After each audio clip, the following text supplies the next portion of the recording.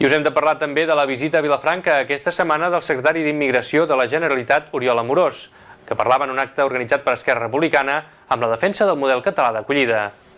Esquerra a Vilafranca celebrava aquesta setmana el primer acte de la campanya L'Alternativa que funciona, amb la presència del secretari d'Immigració, Oriol Amorós, per parlar sobre la llei d'acollida.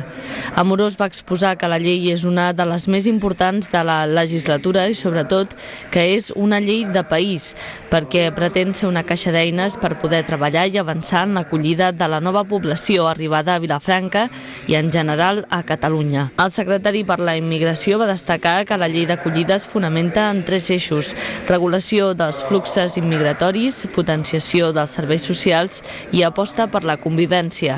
En referència a la convivència, Amorós va defensar el model d'integració català per sobre del francès o l'anglès. Segons Amorós, el model català no demana a ningú deixar de ser el que és ni que es deixi d'estimar el país d'origen. L'únic que es demana és que s'estimi Catalunya i es parli català. Seguint l'argumentació del discurs exposat per Amorós, el regidor d'Esquerra a l'Ajuntament de Vilafranca, Pep Calart, va apostar per unes polítiques d'immigració basades en la convivència i per la construcció nacional unitària. I en la vessant cultural us destacarem, per exemple, entre